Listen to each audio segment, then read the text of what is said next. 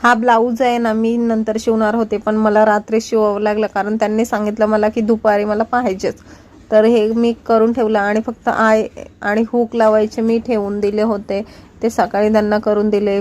ब्लाऊजचा कपडा एवढा सिल्की होता ना की शिवण्यामध्ये खूप जास्त माझा याचा टाईम गेला होता. आणि त्यानंतर हा ब्लाऊज बघा इतका भारी आहे ना की काय सांगू, म्हणजे खूपच जास्त लेस वगैरे लावलेली त्याला आणि फिनिशिंग अगदी प्रॉपर फिनिशिंगमध्ये व्यवस्थित होता. आपल्याकडे फिटिंगला आलेला होता ब्लाऊज, एकदम भारी वाटत होता. आणि त्यानंतर हे त्या स्कर्टवरचे म्हणजे ओढण्या होत्या त्यांना बीडिंग नव्हती केली, त्यांनी पण अर्जंट आणलेला आणि माझ्याकडे धागा पण संपलेला, त्याच्यामुळे धागा घेऊन आले आणि इथे बसून आरामात म्हटलं लवकर होईल माझं, पण तसं झालं नाही कारण मशीन व्यवस्थित चालत नव्हती. इतका वेळ गेला त्याच्यामध्ये पिको करण्यामध्ये की, आणि ह्याला फिनिशिंग बघा अजिबात आली नाही. तरी पण मी त्यांना अर्जंट होते तर तसेच दिले. भेटूया नेक्स्ट व्हिडिओमध्ये. बाय.